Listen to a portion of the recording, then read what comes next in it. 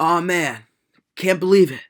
The Direct finally announced most hyped up game this year. DC Superhero Girls Teen Power was the highlight of the Direct by far. The variety of gameplay that stems from it being both the life of a superhero and as a high schooler. Anticipate this will win Game of the Year. No. Game of the Decade.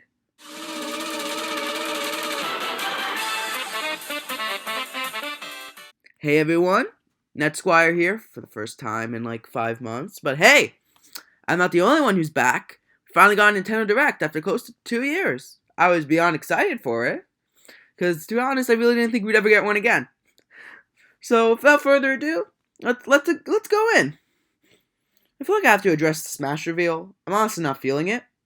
Granted, I have no history of Xenoblade outside of thinking that Shulk sounds cool, which he does. Now it's Shulk time. I'm really feeling it! This is the Monado's power! This is exceedingly selfish to say, but I really want one of the characters I want to be finally added. Because, out of every DLC fighter so far, only Steve has been from a game that I actually played at the time it was announced.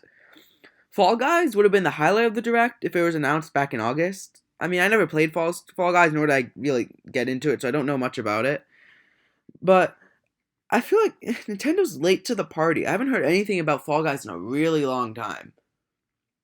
I was really excited to see the Battle for Neighborville Switch port, especially since it was featured on my top 10 ports that are perfect for the Switch video. Eye in the corner, people. I really enjoy the Garden Warfare games, and considering these seem to be cut from the same cloth, I'll probably enjoy this too.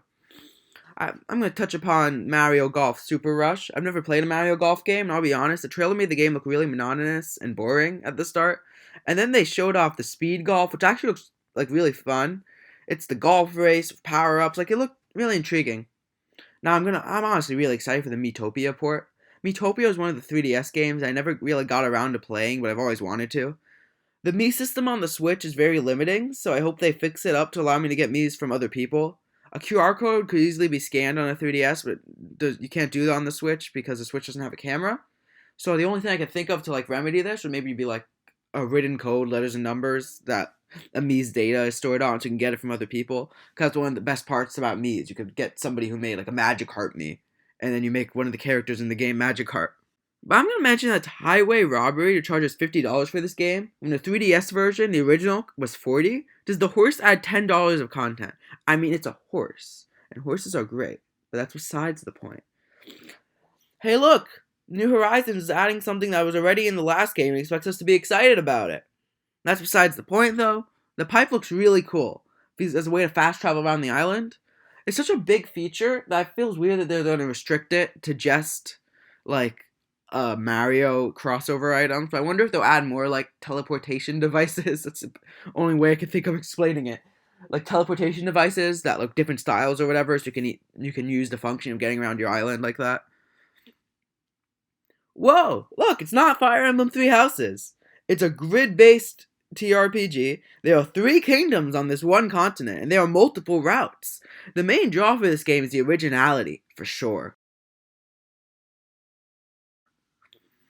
Age of Calamity DLC was inevitable, and that coupled with the fact that the trailer told us literally nothing, means that I really have nothing to say. Zelda Skyward Sword, baby! Man, this is a long time coming. They've been teasing this for the longest time. I'm a bit disappointed that it was announced here, though. This basically means we won't get a Zelda Direct, this coupled with the Age of Calamity announcement, because otherwise I wouldn't drop them here. So that means my hopes for Zelda 3D All-Stars and Twilight Princess, Wind Waker Wii U ports, they're dashed. I'm not getting them. Splatoon 3, this was the big reveal. I could definitely see the influence from Team Chaos's victory, although I was Team Order. It's cool to see that they went the winning side. Jumping to the stage at the start of the match looks a good way to switch it up. Pun not intended. Because considering this is going to be on the same console as Splatoon 2, you're going to have to make this really distinct in order for people to buy it. Because Splatoon and Splatoon 2 are effectively just the same game with some added content. And I feel like if Splatoon 2 in itself was released on the Wii U, it wouldn't have sold well because it was effectively just Splatoon 1. So we're going to have to make this really original if they want people to double dip. The best part of the trailer by far is Little Buddy, though. I hope he does something in gameplay or something. Maybe you get outfits for him. maybe he's involved in the sub weapon system. I don't know. I just want him to be around more. He's cute. All right, I'm just gonna say I'm happy this Nintendo Director's back. Hopefully, this means we'll get an E3 is doing its weird thing. I don't know. It's like all digital now, but at this point, like, what's the point? And then this other guy came in, made it a competitor to E3. So it's like, is E3 even gonna keep going?